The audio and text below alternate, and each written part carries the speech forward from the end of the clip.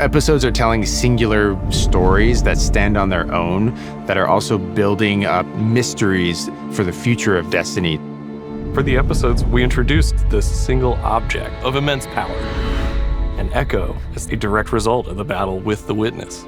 All of the darkness that was holding it together exploded out, colliding with the matter-making properties of light, manifesting all of these different memories inside of the Witness. This collision of darkness and light created this explosion, and so these echoes spread across the galaxy.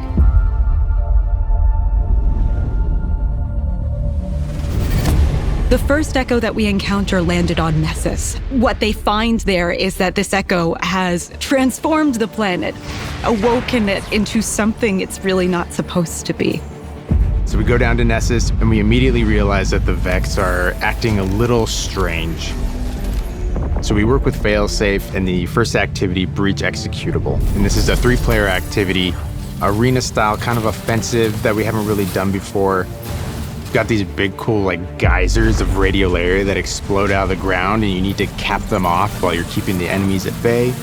Things that have only existed in the Vex net are now coming out into the real world. You're gonna see that, like, Nessus is different now. As we get deeper and deeper towards the core, it really starts to become very apparent.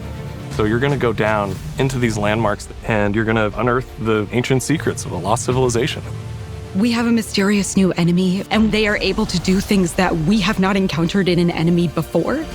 We're seeing new behavior from the Vex. Who is behind this, but also what are they doing and to what end?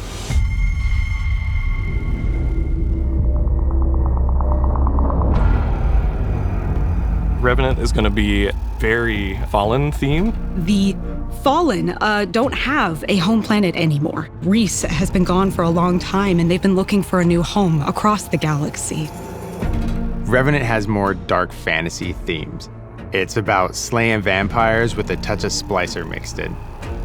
The player gets to be a Slayer Baron.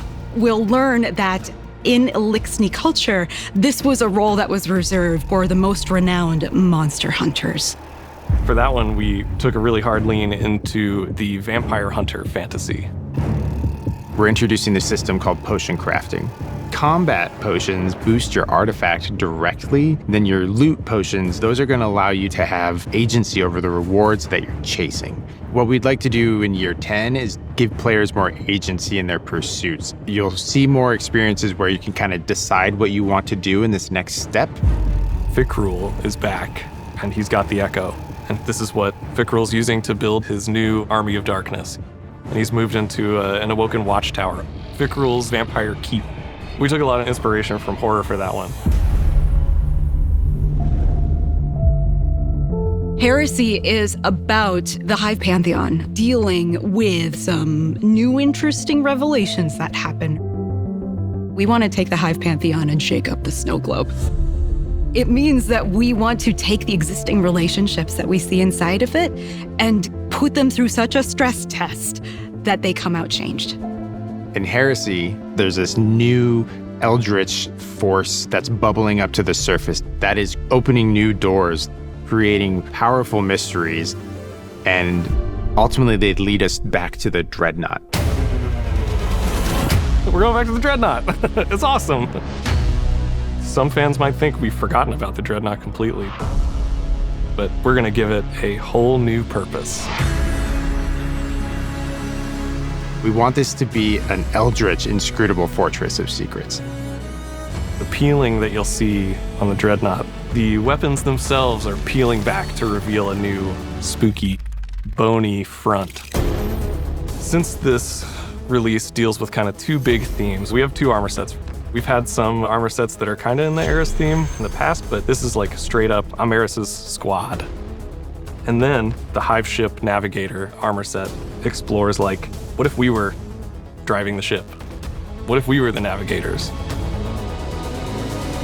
If you really like Shattered Realm, if you really liked the Coil, you're going to love this new Dreadnought activity. With every episode, there are a ton of interesting twists and turns that I don't think anybody's really going to suspect. We haven't seen anything like this in Destiny before, and I'm excited to get after it.